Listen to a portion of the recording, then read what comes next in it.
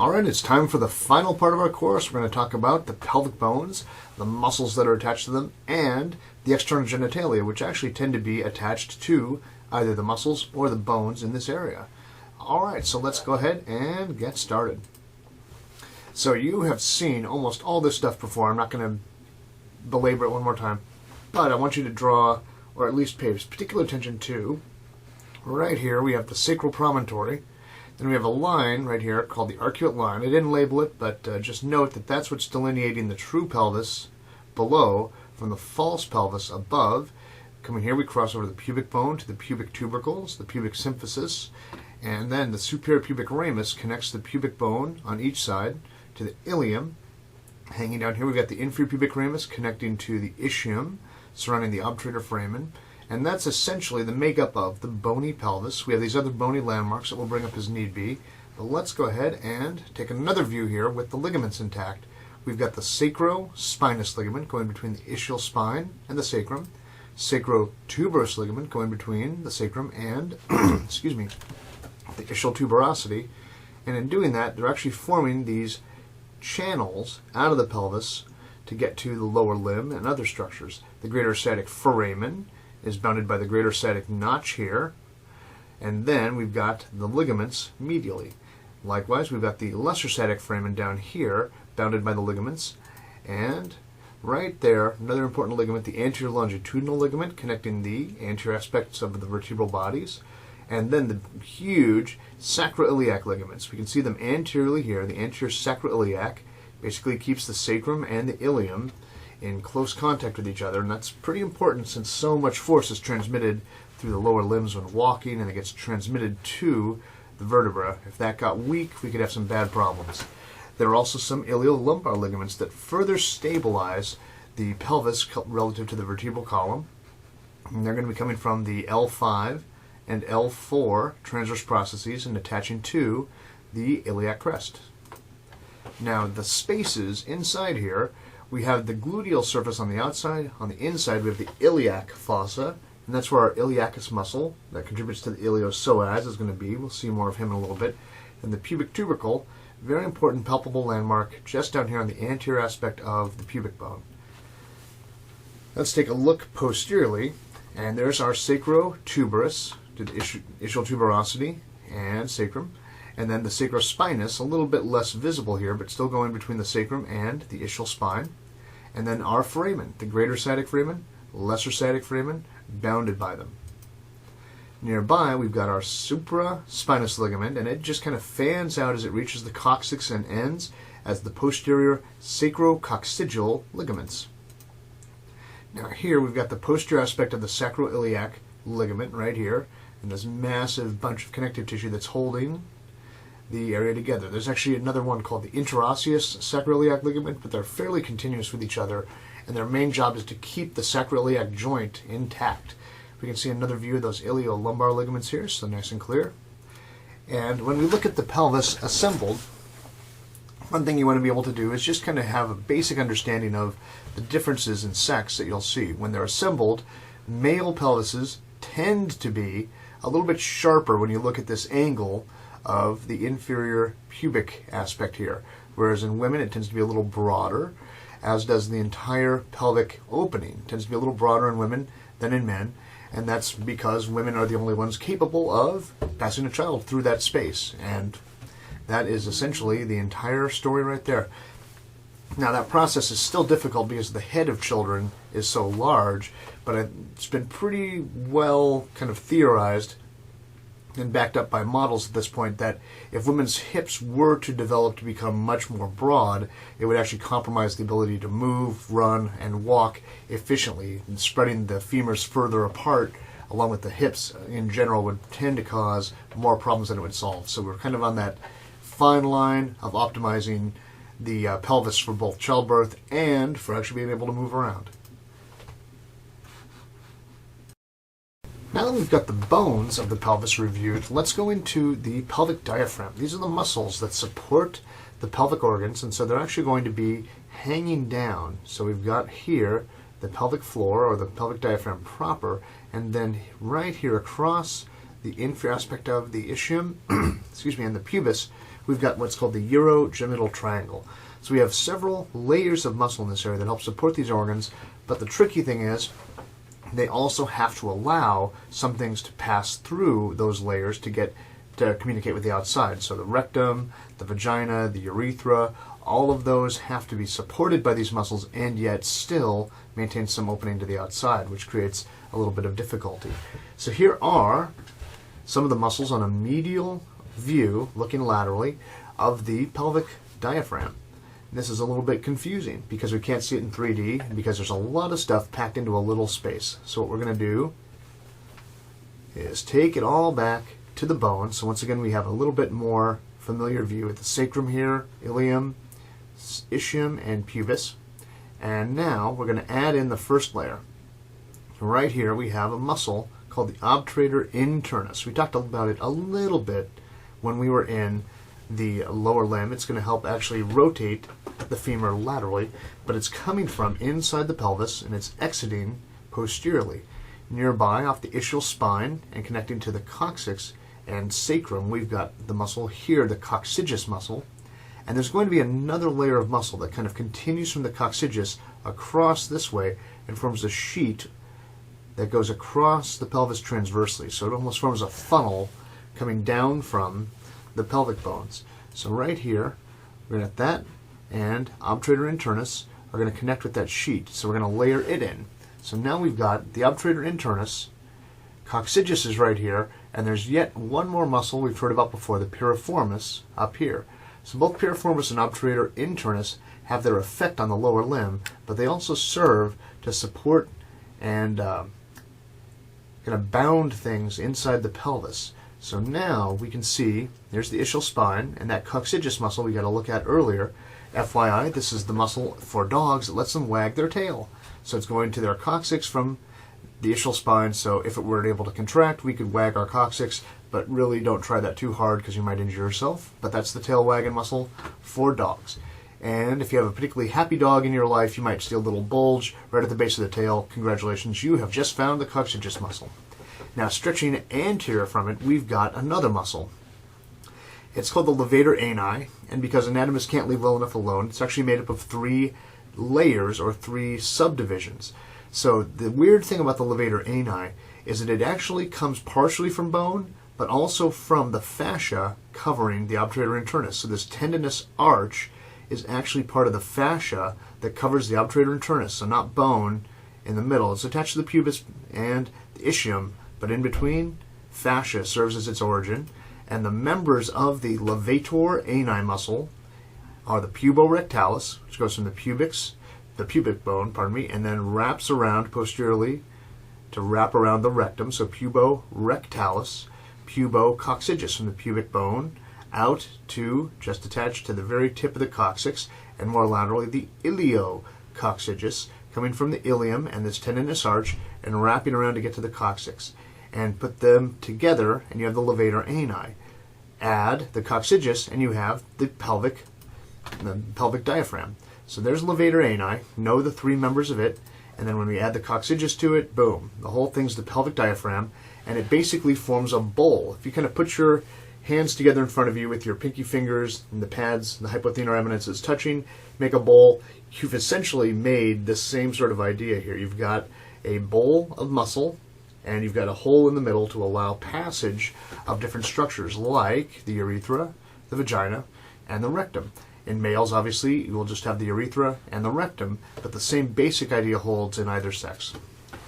One fun thing about the puborectalis is that it actually forms a bit of a sling around the posterior side of the rectum that connects it to the left and right pubic bones, and because of that, it actually puts a little kink in the distal rectum, and that's one thing, not everything, but one thing that allows us to maintain rectal continence. It will relax when we're ready to defecate and kind of let the rectum shift a little posteriorly and allow feces to move a little more easily.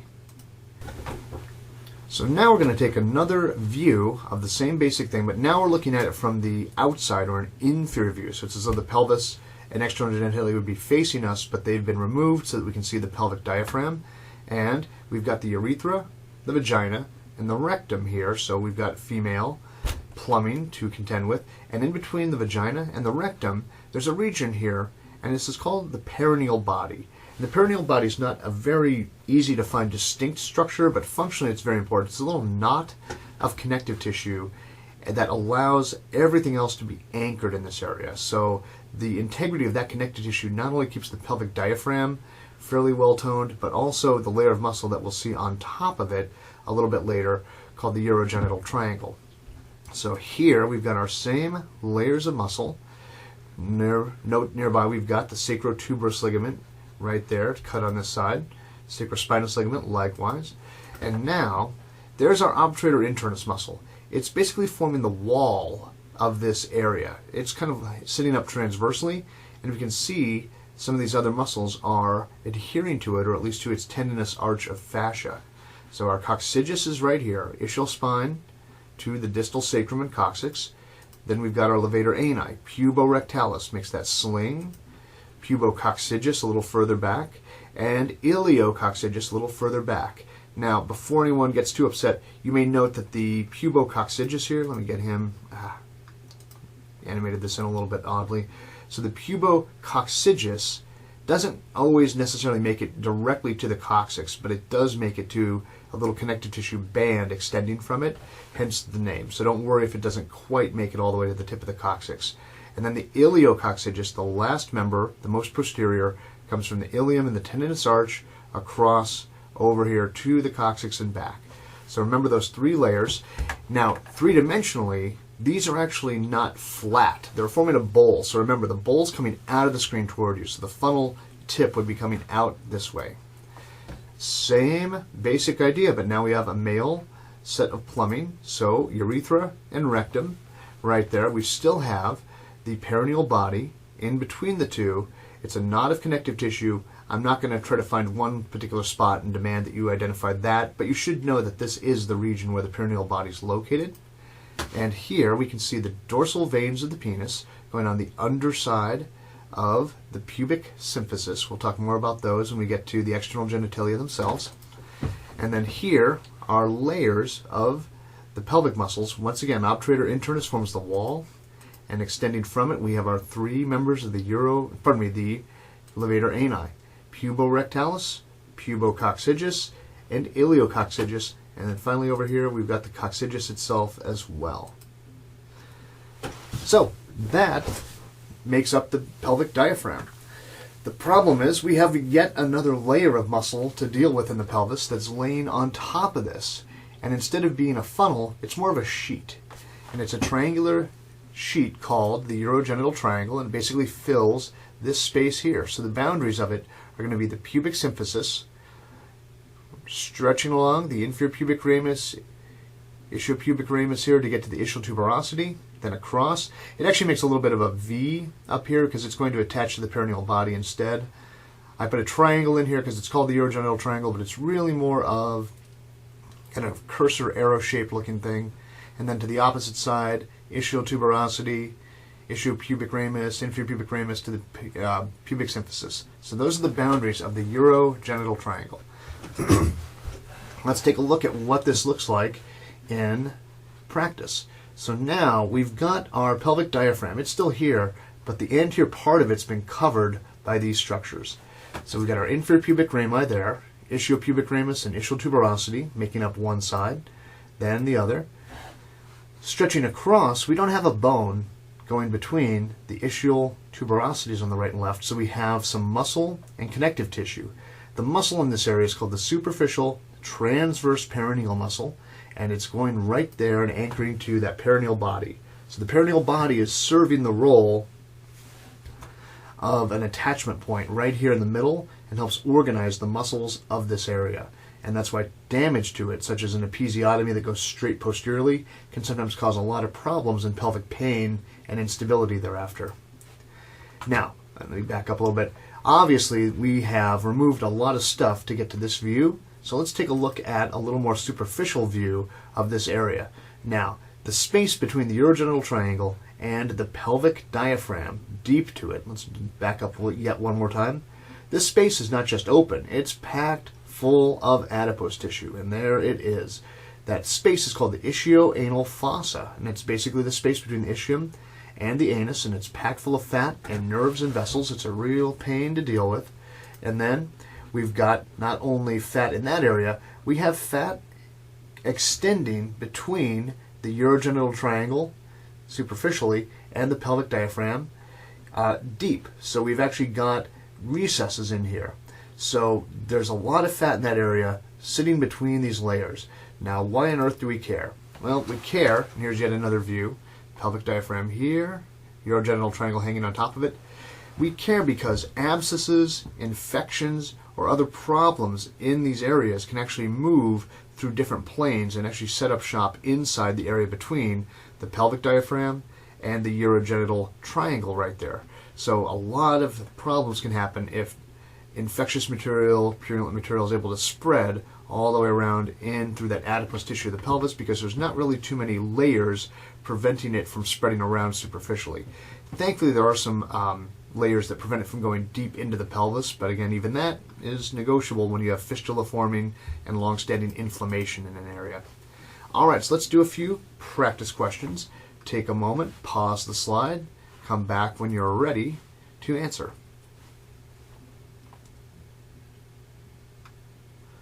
Alright, so if we have a perianal abscess, an abscess around the area of the anus, that's going to be in the ischianal fossa, and so the roof of that space, or the more deep area, is going to be one of the levator ani muscles. And of all these guys, puborectalis is one of the levator ani muscles. Next up, go ahead and pause, come back when you're ready.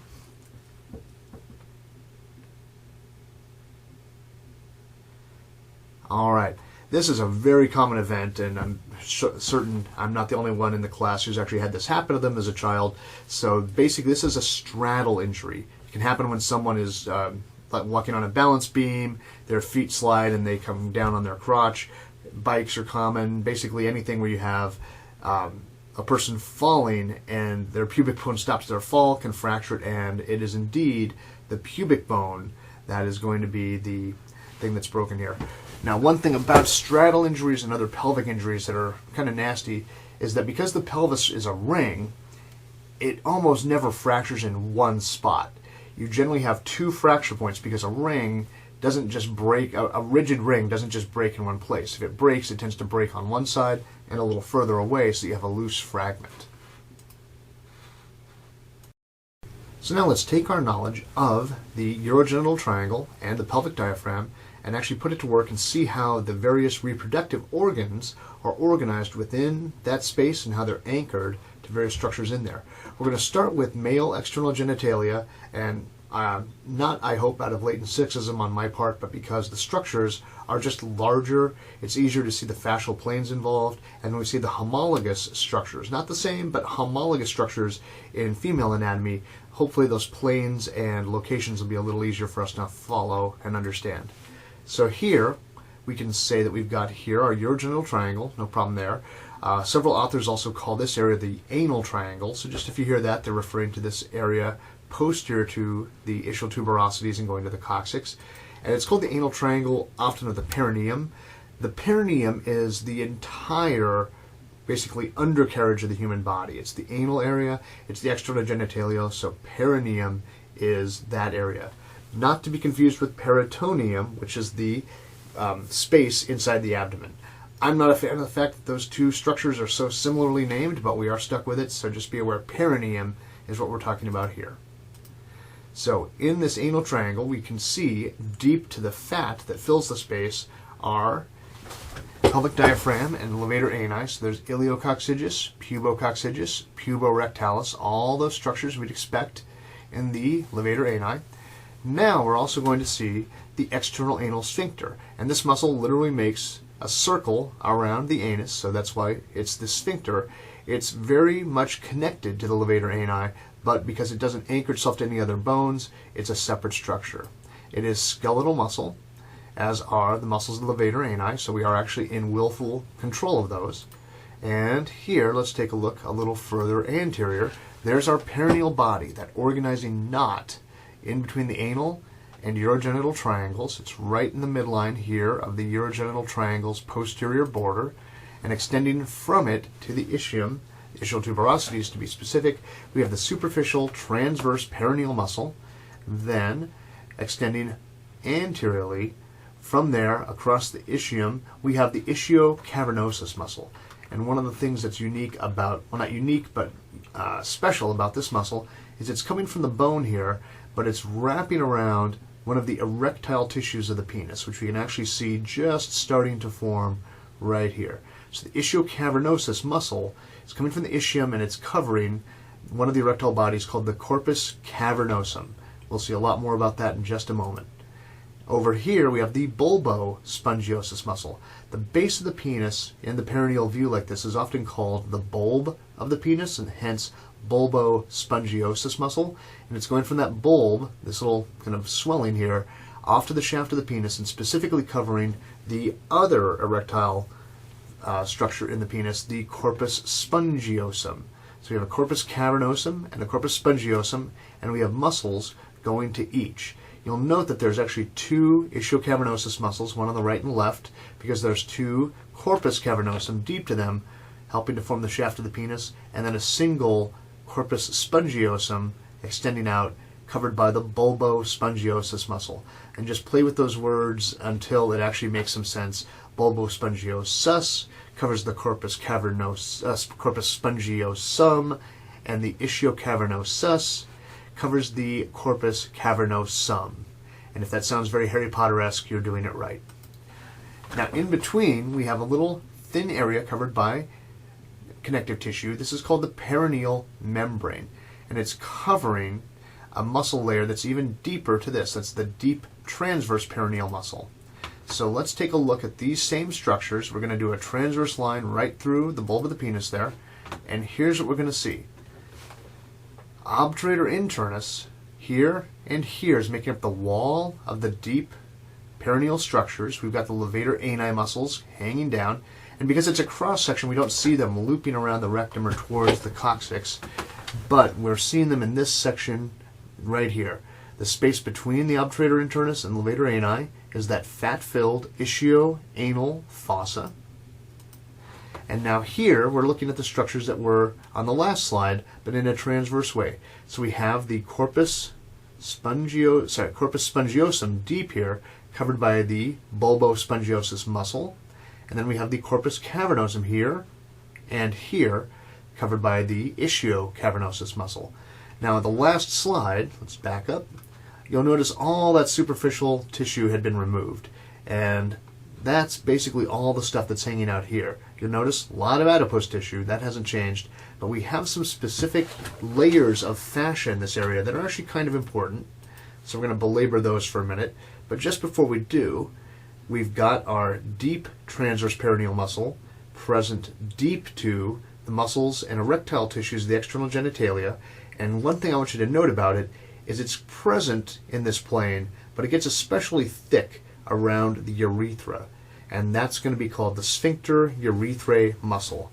And it's another sphincter muscle. It's circular, and it wraps around the urethra. It's skeletal muscle, and so it's the muscle that helps us maintain urinary continence. So we're not going to pee until we voluntarily relax this muscle.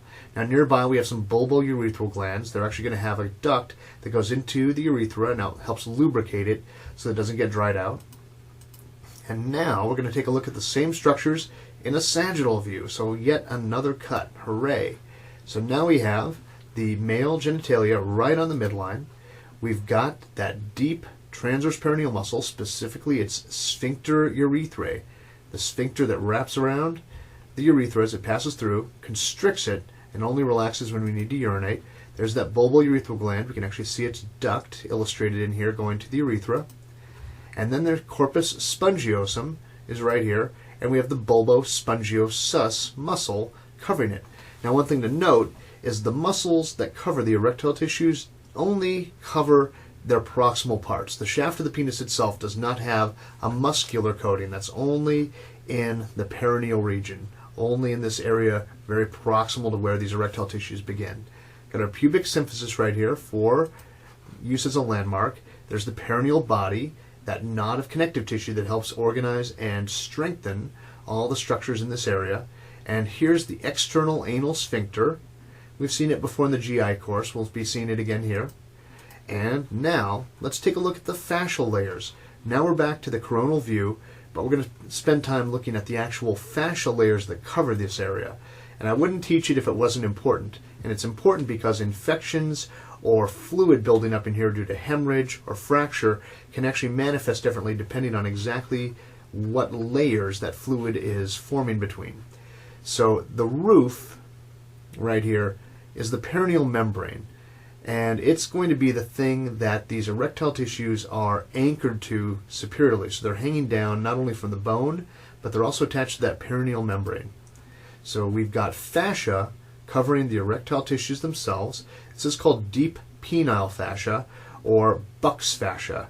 And I once knew a guy named Buck I didn't particularly care for, so this always puts a smile on my face. So Buck's fascia is right there, the deep penile fascia, and then covering the muscles covering the erectile tissues, we have what's called the deep perineal fascia. So just remember, penile fascia, deep penile fascia covers the erectile tissues, whereas the deep perineal fascia covers the muscles themselves and anchors here.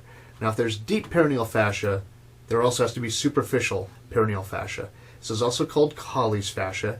And what I want you to note is that the presence of these fascial layers has created multiple spaces. They're full of fat, but they can also be full of fluid, purulent material, blood, etc.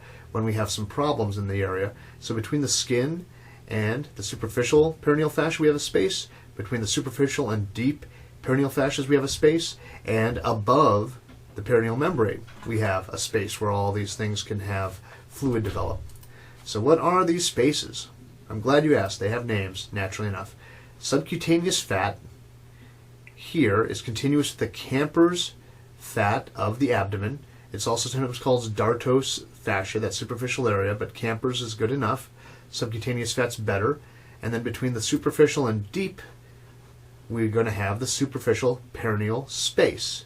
Now, here, it's actually filling up all this space, although you could be pedantic and say it's only the area between the deep perineal fascia here and the superficial perineal fascia here, but different areas describe it differently.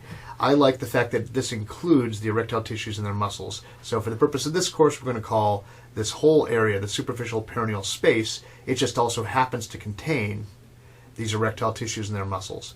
And then above the perineal membrane, we have the deep perineal space, and that's going to contain the deep transverse perineal muscle, glands, etc. And there's no roof on this space. So once nastiness, purulent material, blood, etc. gets in here, it can actually spread into the ischianal fossa relatively readily. Now this mostly horrifying picture is showing us a view of the fascias of the area from more of an anterior-inferior view. So we have, from superficial to deep, the skin covering the abdomen, the thigh, the perineum here, and they've left some of the skin on the penis there to show the fascial layers off. We have Camper's fascia, there the fat, and we have Scarpa's fascia deep to it.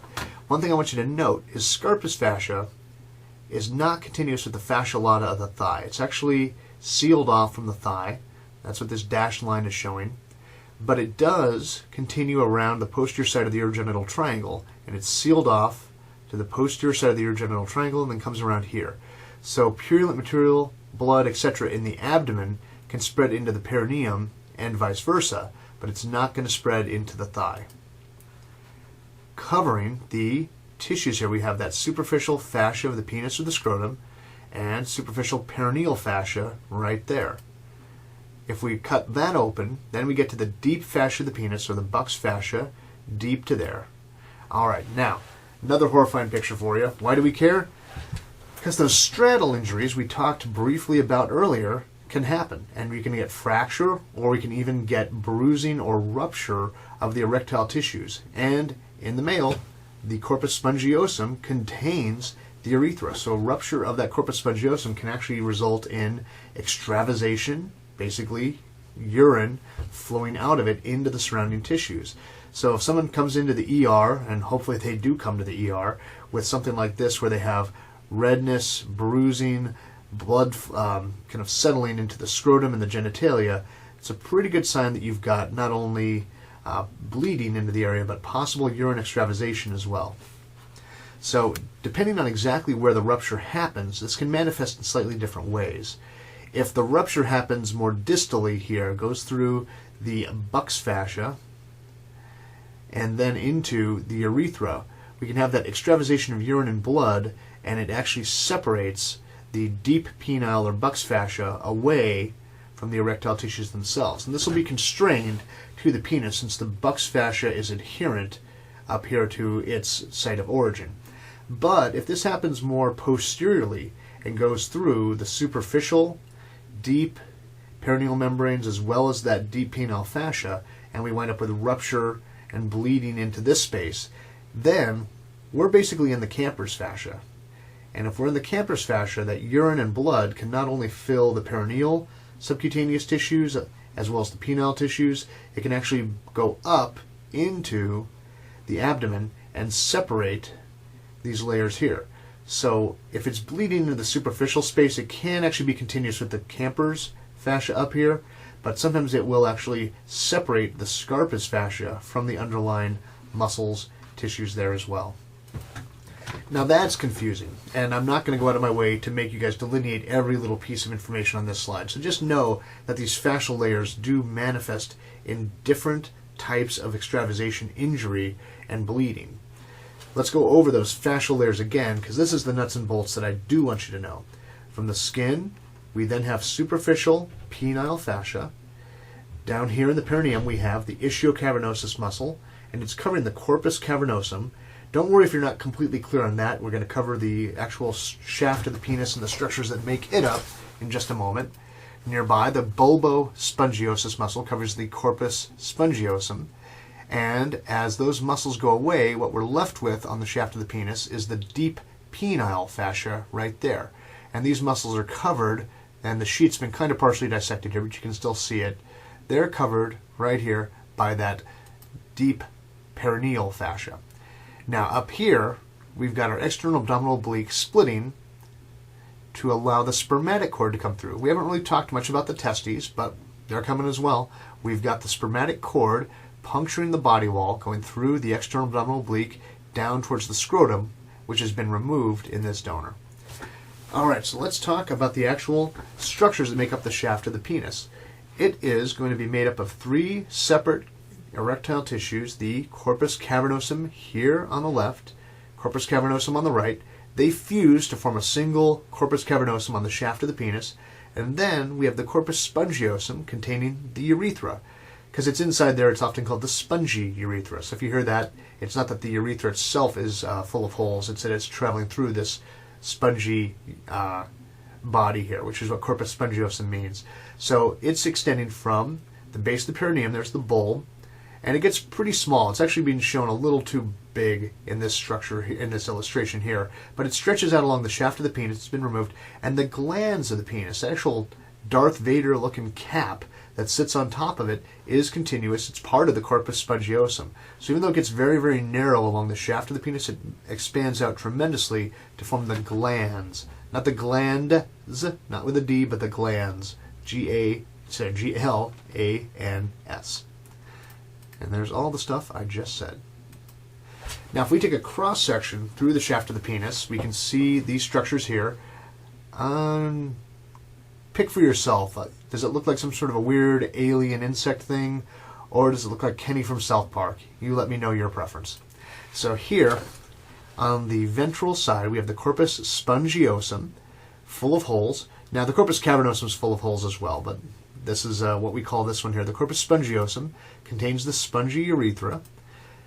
The corpus cavernosum, these are also known as the crus of the penis, because they come together from a form of V. So the crura, or crus of the penis, comes from the corpus cavernosum. I'm going to probably just refer to them as corpus cavernosum just to be clear. Now at their center, we've got a vessel. Outside we have a vessel, and we have fascia covering all these structures. That deep penile or buccal fascia surrounds the erectile tissues, separates the corpus cavernosum from the corpus spongiosum, right there. Then we have the superficial penile fascia, a little bit of connective tissue, but it's not that much adipose tissue. Very slight amount of adipose tissue there. And then the skin of the shaft of the penis itself. The vessels that supply the penis, we've got the deep arteries of the penis here, dorsal arteries run on each side, and dorsal nerves of the penis flanking them. Now, when the penis becomes erect, it's because these erectile tissues, the corpus cavernosum and the corpus spongiosum, fill with blood, and then that blood has difficulty draining from the penis. That's what maintains the erection state. And these spongy spaces, as well as these cavernous spaces, are what actually fill with blood, and the stasis of that blood, the ability that it can't really move out of there that readily, is what actually makes the erection happen. What's draining the blood from that area will be these veins. Now, there's multiple veins scattered throughout, but the ones that are most prominent are the superficial and deep dorsal veins of the penis. And there's going to be accompanying veins elsewhere as well. So when the rate of blood flow in to the rate of blood flow out is consistent and matched, there's no erection. The penis is in its flaccid or kind of relaxed state. But when erection happens and the blood flow into these spaces increases, it's actually going to push these veins up against the pubic symphysis and compress them, and that's one of, not the only, but one of the things that actually leads to erection. Now, we talked about the nerves a little bit and the arteries. There's lots of vessels supplying not just the genitalia, but also the anal region. Now, we're going to be covering this branching pattern in a separate lecture, but what I want you to know now is that there are vessels here. We'll go over where they come from in a bit, and their name basically tells you where to expect them to be going. We have an inferior rectal artery traveling through the ischoanal fossa to get to the more external anal sphincter related areas here. A transverse perineal artery is covering the superficial transverse perineal muscle. We have a perineal artery, a relatively large parent vessel that's traveling to the perineum and the urogenital triangle. And that's going to branch into a posterior scrotal artery, as well as we've got a cross-section cut through here, a few arteries direct to the penis. The artery to the corpus spongiosum comes off that perineal artery, as does the deep artery of the penis. This is going to puncture the ischiocavernosus muscle to get to the corpus cavernosum, and that's the one we saw dead center there, the eyes of our weird little alien or Kenny from South Park caricature a moment ago. So there's the deep artery of the penis there and there. And right here we have the dorsal artery of the penis. It's going to be traveling on the dorsal side of the shaft of the penis, and it starts by going right between those erectile masses in the perineal region here, off to here, and accompanying the dorsal, the dorsal nerve of the penis there, and dorsal artery right there. Now if we take everything off and look at that deep perineal space, now we can finally see that deep perineal muscle, and it's really wispy. It's one thing I like about this illustration. It's really not pulling any punches with exactly how wimpy this muscle looks. We have deep transverse perineal muscle traveling across towards the perineal body and fanning out anteriorly, but the only part of it that's really got any heft to it is the circular part that surrounds the urethra. So that's the sphincter urethrae muscle, and that is going to be a very important muscle in that that's what maintains urinary continence for us and hopefully keeps everybody relatively able to stay in control of their bladder function.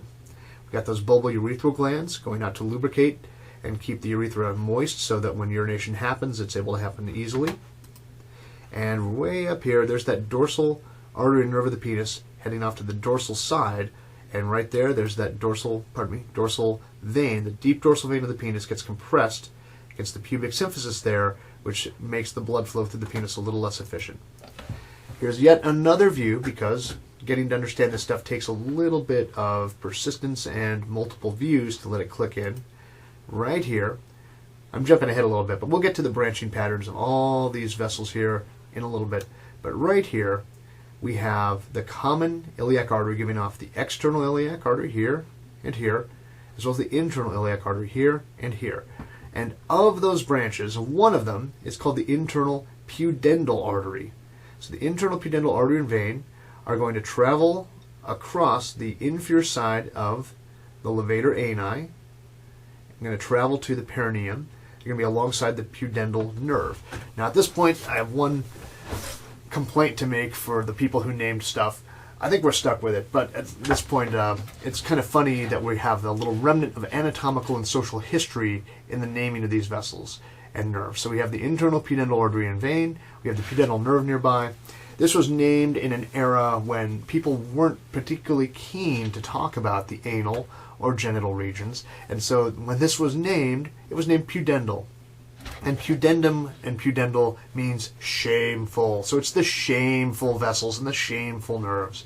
So not something that would fly today, but essentially that's the term that we're using, and I think we're probably stuck with it, although some people are trying to force surgeons, physicians, doctors, healthcare professionals, and anatomists to adopt something else. I don't know if it's going to fly.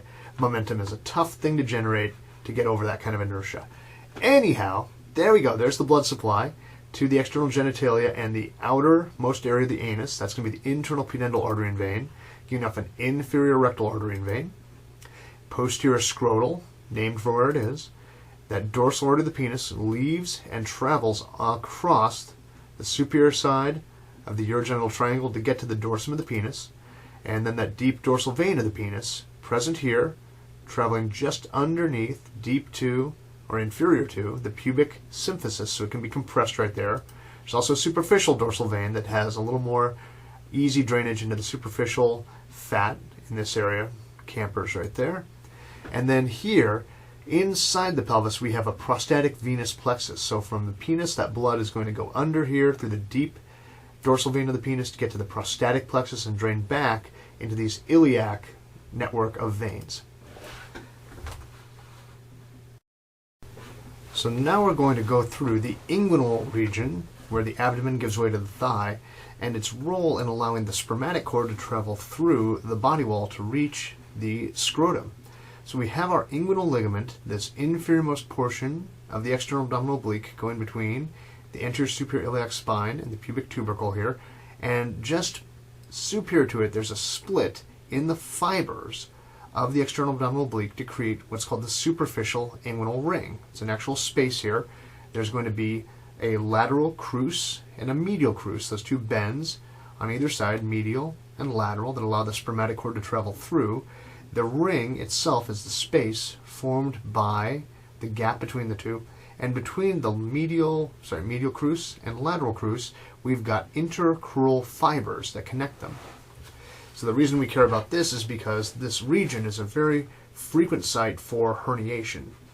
So knowing the anatomy related to it is going to help us when we're doing hernia repairs. So now let's take a look at what's going on.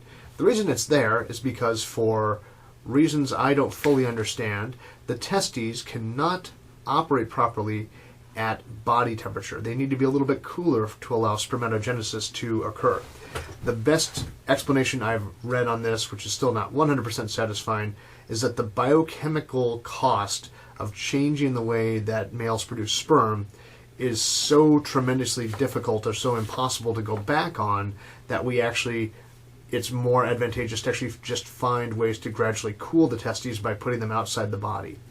Now, sure, okay, that's somewhat explanatory, but it doesn't explain why animals like birds and reptiles do have their testes inside with no major problems. So I still don't quite get it. Anyhow, the testes do develop inside the body, very close to where some of the kidneys are forming. We'll talk about those in a bit. But the testes, as they develop, descend. And descent here is a little bit of a weird word in that they don't literally migrate into the scrotum, like march their way down there. It's more along the lines that there's a connective tissue cord between the testes and the scrotum. And that little cord does not elongate. So this cord here, it's called the gubernaculum, stretches here through the body wall to the scrotum.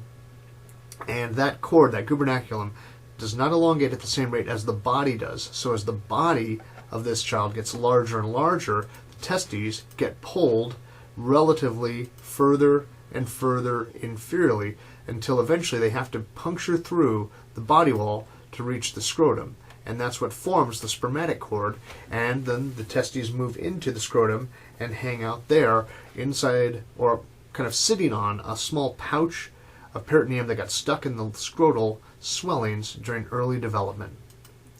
So, if we take a look at this pathway in the adult dissected out. This is a very dense picture, but it's a really good one to illustrate what's going on here. So on the inside, what we have is the deep inguinal ring. The deep inguinal ring is just going to be a gap in the transversalis fascia right here, and the testes developed retroperineally. So they were never out in the abdomen, and they never had to puncture the peritoneum. So they're actually always going to be deep to the peritoneal lining here. Now from there, we're going to have the testes descend through that deep ring. It's going to puncture through the transversalis fascia, and then it's going to transfer just deep to the transversus abdominis muscle.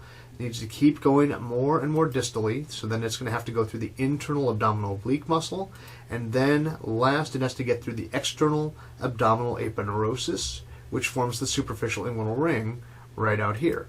And at that point, we have our spermatic cord. Now, what's inside the spermatic cord? We have to have the basics for the testes to operate. We have to have a vessel, a series of vessels, and we have to have the ductus deferens, which carries the spermatozoa from the testes to the prostate. So the ductus deferens is here, going from the base of the bladder across to the deep inguinal ring where the testes had to descend. The testicular artery and vein are actually coming from the lumbar levels where the testes developed. They pulled their blood supply behind them as they quote-unquote descended, and then passed through all these layers. But the crazy thing is, when we get to the external aspect here, the spermatic cord has way more in it than just the ductus deferens and the testicular artery and vein. That's because it picked up various structures along the way as it went. So as we're passing through, it's going to go through a few different layers. Now the parietal peritoneum, the testes never really puncture it, but they're running alongside it, so they're always kind of cushioned by it. And even inside the scrotum, there's a small layer of parietal peritoneum that got stuck behind. We'll talk more about that in development, but it's called the tunica vaginalis. So there's actually a little pouch of peritoneal lining inside the scrotum, and that's going to be what the testes rest on. Now, as it goes through the transversalis fascia, it picks up what's called internal spermatic fascia, and it basically just bundles the ductus deferens and testicular vessels together. As it goes to the transversus abdominis, it's a deadbeat. It doesn't have anything to give, so nothing from the transversus abdominis. But then the internal abdominal oblique is pretty generous. It gives off a slip of muscle that goes onto the spermatic cord. And that internal abdominal oblique contribution is called the cremaster muscle. And the fascia goes with it is cremaster fascia. So the cremaster muscle and fascia are there, along with their nerve and blood supply. So there's another artery traveling along with that cremaster muscle, along with the nerve. And then finally, the external abdominal oblique bundles all of the above, yet one more time, into external spermatic fascia. So I do want you to memorize this slide, know this stuff, know what's inside the spermatic cord. And just to drive it home a little better, I love this illustration. It's basically showing that deep inside the ring, we've got our basics, the ductus deferens and its artery, the testicular artery and vein. And one fun thing about the vein is that as it gets closer to the testes, the vein itself actually forms a network that wraps around the testicular artery. So a single testicular vein soon forms this massive network that kind of runs around it, and it's called the pampiniform plexus, which is just fun to say. So we've got the pampiniform plexus and testicular artery here, ductus deferens and its little artery here, and that's deep inside that contribution from the transversalis fascia, the internal spermatic fascia right here. Then as we go through the transversus abdominis, we get nothing. We go through the internal abdominal oblique, we pick up the cremaster muscle and fascia, and it's going to have its own blood supply that's not shown here, but it does have it, along with a branch of the genitofemoral nerve to innervate that muscle. And it is actually skeletal muscle, and theoretically people could elevate their testes at will. I'm just going to leave that there unelaborated on. And then outside of that, we have the external spermatic fascia coming from the external abdominal oblique. Now, if we take a look at these layers inside the scrotum, let's see what we've got. Deepest is the testes itself. Now, hanging on top of it, we've got the little epididymis here. We'll talk all about the different structures leading from the production of sperm out in just a minute. So just don't worry about that guy for the moment. Testicles there. And it's sitting not completely surrounded by a sac of peritoneum, but kind of like sitting in a beanbag chair. It's not covered on all its sides, but that little sac of peritoneum that it's sitting on is called the tunica vaginalis. So that's the most immediate thing outside the testy, presumably where it's covered by it, and right there as well. Outside of that, we have the internal spermatic fascia that came from the transversalis fascia, right there and there. Then we've got our cremaster muscle, which doesn't maintain its muscularity all the way down. It's going to be more fascial down here, but that came from the internal abdominal oblique. And then we've got our external spermatic fascia on both sides, visible there. So those are all the structures that came from the body walls. The testes passed through it. And then we're going to have superficial fascia of the scrotum, also known as dartos fascia, there and there. And last but not least, we'll have skin on the outside. Didn't illustrate that in. But here, the testes are connected to the epididymis here, which then does a U-turn and ends as the ductus deferens, which you may have also heard called the vas deferens. Now right here we can't even see the testicular artery because it's completely covered by that network of veins around it called the pampiniform plexus. Now normally I would ask you guys what possible benefit there could be from having that there and having this arrangement in general. And the basic answer is, since I can't quiz you in person, that because the process of forming spermatozoa happens best slightly below body temperature, the testes need to be outside of the body, and we want to have a way to regulate temperature. So we've got the cremaster muscle lining the spermatic cord. We also have muscle inside the scrotum itself that can contract and pull the testes closer to the body if they're getting too cold, and those muscles can relax if the testes are too hot and drop them down.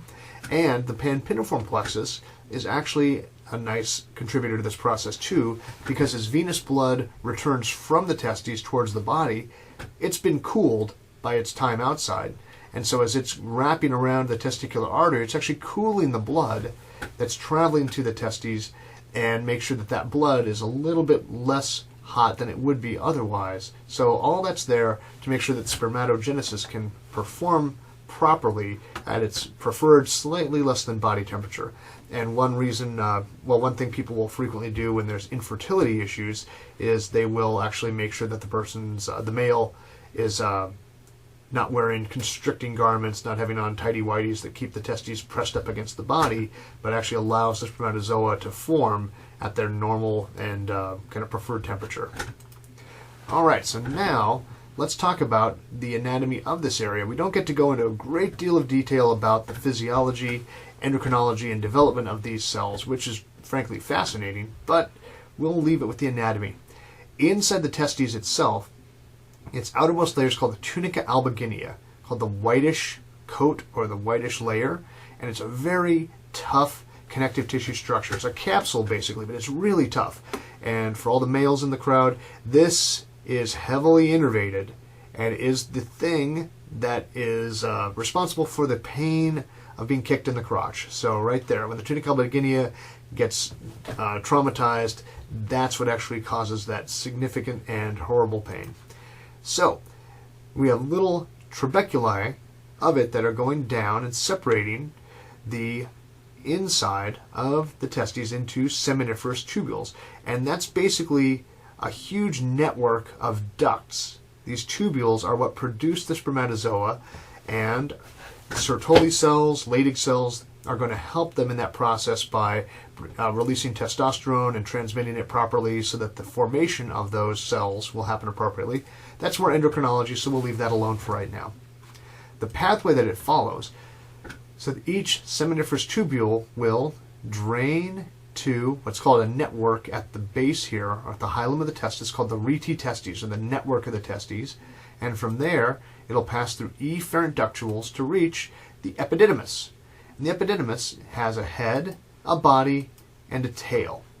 And the tail eventually stops being so kind of wriggly looking and straightens out gradually to become the ductus deferens.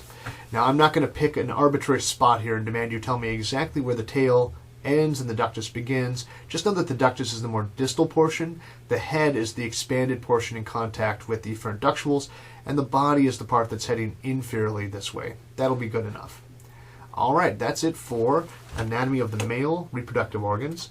Now let's do the exact same thing and look at the structures of the external genitalia in females. So here, starting with the urogenital triangle, we have essentially the same homologous layout deep to the genitalia, even though it looks very different on the outside. So on the outside we have an area that's a little bit cushioned just anterior to the pubic bone. This is the mons pubis, generally an area that has a little bit more subcutaneous fatty tissue than you'd expect. So that's the mons pubis there. And then on the outside, instead of a scrotum, there is a labia majora. Then the labia majora, by the way, has subcutaneous fat in it, hair follicles on the outside. The labia minora is much thinner in general, a little kind of tougher, more connective tissue at its core, no real adipose tissue inside, and no hair follicles in it. So that's how the labia minora and majora are very distinct. Labia minora is also inside or medial to each labia majora. Now here we have the head of the clitoris and the hood or prepuce of the clitoris covering it right here. Now the clitoris and the penis are homologous structures. They're derived from a common source, but they develop slightly differently. But there are some similarities between the two, but it's also important to draw out the differences. One difference is obviously size. The other is that instead of having a corpus spongiosum here covering the urethra, we have an open urethra. And in a male, so inside the labia minora and just inferior or posterior really to the head of the clitoris, we have the opening of the urethra and then the opening of the vagina just posterior to it. So both of these are surrounded by the labia minora. Then we have the anus a little further back, and the perineal body will be located roughly in this area here, although it's difficult to see from a superficial view. So we go a little bit deeper, and once again, a lot of connective tissue and fat inside the ischianal fossa there. We have skin, campers and scarpus fascia in the abdomen, continuing down into the perineal area, and they seal off posteriorly along here with the superficial transverse perineal muscle, just like we saw in the male. Now, this illustration is completely inaccurate, but I want to draw attention to it mostly so you guys don't get the wrong impression. There is a structure traveling from the inside of the female pelvis through the body wall down to the labia majora, and essentially this is what would have pulled the testes down had that individual developed in a more male fashion. However, the remnant of it, the gubernaculum, that stretches from the labia majora back to the body wall, back to the ovaries, is nowhere near this big, and there's no huge spermatic cord-looking thing puncturing the body wall of the female like this. It's very, very slight. It's very small. There's no big tube hanging out here most of the time.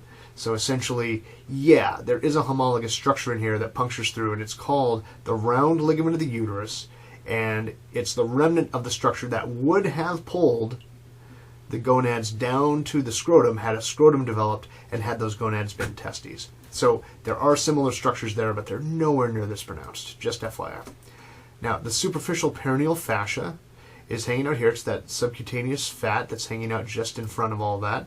We have a much deeper area, the ischianal fossa, that's sitting between the skin and the pelvic diaphragm below, and between the urogenital triangle and the pelvic diaphragm, between the two of those. The deep perineal fascia is here, covering the deep transverse perineal muscle. And now we'll take a look at all those structures in a few different slices, just like we did in the male. And here, remind yourselves that we've got the urogenital triangle and the anal triangle, both in the perineum. And focusing here, don't forget, we've got our levator ani, iliococcygis, pubococcygis, puborectalis, all the same stuff still there. We've got the external anal sphincter here, just like we'd expect, but the urogenital triangle looks different, but there are some similarities, and we'll try to pay attention to those so that we don't have to treat this like two completely separate structures. We have the inferior pubic rami and the ischopubic ramus and the ischotuberosity making up the border of the UG triangle on each side, and then the superficial transverse perineal muscles traveling across, anchored by the perineal body right in the center. So that's the same. Here we can see that we've got the labia majora cut away, the labia minora also partially cut away, and we're looking into the vestibule. The vestibule is the common chamber between the two labia minora, containing the opening of the vagina and the opening of the urethra. Now here, let's look at the other structures that are nearby. We have the ischiocavernosus muscle, just like we saw before, and it is covering erectile tissue. It's covering the corpus cavernosum, which is going to contribute to the body of the clitoris and the glands of the clitoris up here. Now here, let me jump over to this side, we have the bulbospongiosus muscle, just like the male, but in the male it covered the entire area. It made a big bulb. In women, you can't have that because you have to have an opening for the vagina and the urethra. So the bulbospongiosus muscle covers erectile tissue, but instead of going across the midline, there's two separate sets. So on this side, bulbospongiosus muscle is covering what's called the bulb of the vestibule, and it's shown over here. So the bulb of the vestibule could also be called the corpus spongiosum of the female, and you wouldn't be wrong, because they're basically the same thing. This side, the muscle's been peeled away, and not only can we see the erectile tissue, the bulb of the vestibule, that's going to swell within the labia minora, but we can see the greater vestibular gland, and it's doing just like the other gland did. It's going to secrete fluid into the vestibule to keep it lubricated and moist, so that we don't want dryness in that area to really cause any damage to the skin and structures. Now, the corpus spongiosum, or the bulb, in women does not form a glans like it does in the male. Instead, it approaches the clitoris but doesn't actually contribute to the head. Instead, the corpus cavernosum, deep to these muscles here, the ischiocavernosus, the corpus cavernosum will meet on the left and right, form the body and the glands of the clitoris right there. There's a little suspensory ligament connecting the body to the underside of the pubic bone. There is one in males too, but that's present there also. Now, if we take away a lot of those structures in the superficial perineal space, now we can see that greater vestibular gland opening into the vestibule, vaginal opening, urethral opening nearby.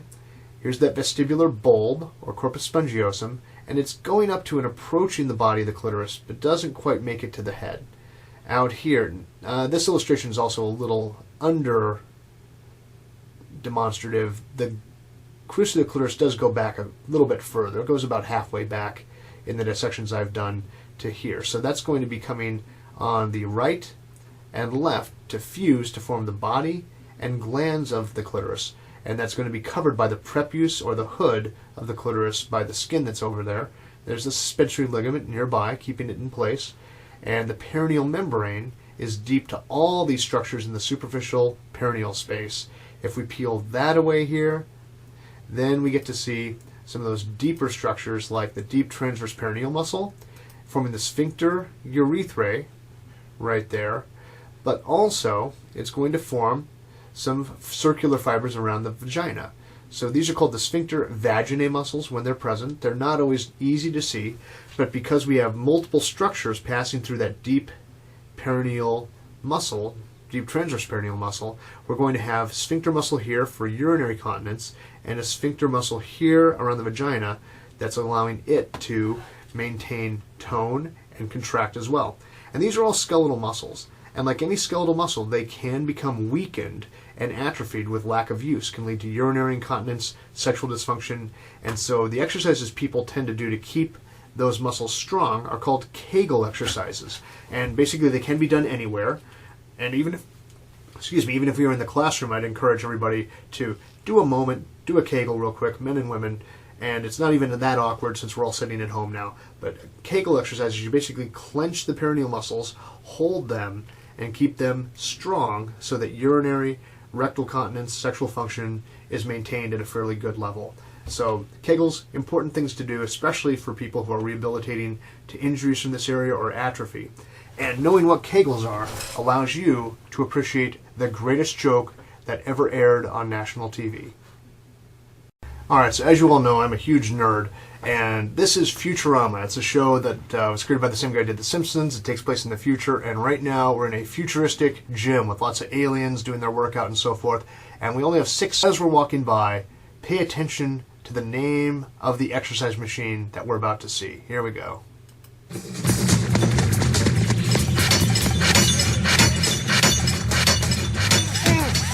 Let's back up and do that again. So not only is it a Kegel sizer, just the expression on her face and the slamming of the plates just fills me with glee. That's hilarious. Okay, hope you enjoyed that. Now, back to business. There's that vaginal constrictor muscle, sphincter urethrae muscle. Those are some of the targets for Kegel exercises.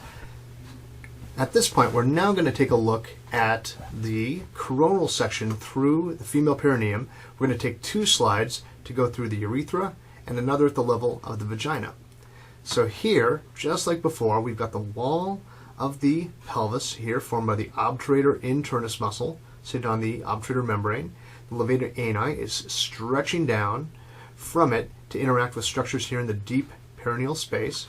And then we've got the sphincter urethrae muscle that's able to compress the urethra here. Now it's present in the deep transverse perineal muscle, but it also stretches kind of superiorly along the urethra as well. So this is also part of the sphincter urethrae muscle, very important for urinary continence.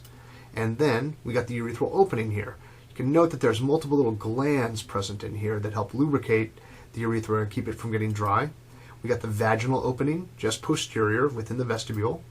And now the erectile tissues. Corpus spongiosum, also known as the bulb of the vestibule, covered by the bulbospongiosus muscle on the left and right. And then on the left and right, we also have the corpus cavernosum, covered by the ischiocavernosus muscle. Now, the process for these becoming engorged is the same as in the male. There's just a smaller structure involved, but the same process holds true where we have blood flow increase, blood drainage decrease, causing engorgement of the corpus spongiosum in the labia minora, just deep to it there, and the clitoris itself, the body and head of the clitoris, by way of filling up the corpus cavernosum on the left and right as they come together to form the body and glands of the clitoris. Now out here in the labia majora, we have the round ligament of the uterus, that structure that would have pulled the ovaries down into the scrotum had the ovaries been testes and had the labia majora been a scrotum. But that remnant is there as the round ligament of the uterus. That's really all you need to know about it for now. And now a little further posteriorly, we have the same basic coronal view, but through the vaginal opening rather than the urethral. There's the vagina opening into the vestibule itself, bounded by the labia minora on either side. We've got the cervix out here. It's the most proximal part of the uterus, and its external os is the hole right there that leads to the uterus proper, or the body of it. So there's the uterus.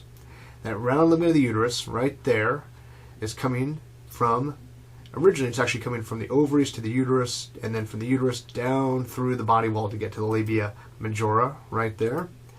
We've got the obturator internus forming the wall, and the levator ani stretching off of it to interact with and elevate not just the rectum, but some of these other structures of the perineum as well. So it's interacting with some of those deep perineal structures. The space between the two is that ischioanal fossa. It's continuous with the perianal subcutaneous space. And same structures as before. Bulbospongiosis, or bulb of the vestibule, is here with its blood supply shown. We have the bulbospongiosus muscle covering the vestibular bulb, aka corpus spongiosum. And then on a little further lateral, the corpus cavernosum getting smaller as we go further back, covered by the corpus cavernosum right there. We got the deep transverse perineal muscle present here, and this little kind of bulge of it right here is probably indicating the sphincter vaginae muscle. Now let's look at the spaces, and it's really the same layout spatially as it was in the male. We don't have the fascia around the erectile tissues, that deep penile fascia. It doesn't really have a homologue in the female, so it's just not as well developed. So no Buck's fascia in females. But we do have a perineal membrane stretching across there. We have deep perineal fascia covering the muscles and the erectile bodies. And then we have superficial perineal fascia just inferior to that. And that creates the split that here we still have deep to the skin, the subcutaneous fat, or the Camper's fascia, present right there. Round ligament of the uterus, as always, hanging out in there. The illustrator has decided to always show us that, even though it's nowhere near that stout inside the labia majora. And then the skin itself there. So now let's take the view, same way, but now look at the spaces. Levator ani is there, obturator internus muscles there, and we've got that ischioanal fossa between the two. Deep perineal space is the area above the perineal membrane, or superior to it. Superficial perineal space here contains all the erectile tissues and their muscle and their surrounding fascia. And then here inferior to the superficial perineal fascia, we have the subcutaneous fat of that space. Real quick, we've got urethral glands kind of having little tiny openings into the urethra all around. These are also called Skene's glands, and they're sometimes referred to as the prostatic homologue in females. So men have a great big prostate gland surrounding the urethra. In women, they're just smaller homologous glands opening up at not random intervals, but at various spots around here to release fluid into the urethra. Now, we have the same branches as before in the female as we had in the male. They just have slightly different names, but the branching pattern is very similar. So just remember, we have an inferior rectal artery going to the external anal sphincter and the associated structures there. We have a transverse perineal artery going across here to the superficial transverse perineal muscle, perineal body, right there. A bulb artery, so we've got the perineal artery going to the bulb of the vestibule and its muscle, bulbal spongiosus. We have a dorsal artery of the clitoris that rolls over and goes onto the dorsal side of the body and glands of the clitoris right there, and a deep artery to the clitoris that actually goes into the corpus cavernosum and is going to be responsible for supplying blood to the clitoris during the process of engorgement.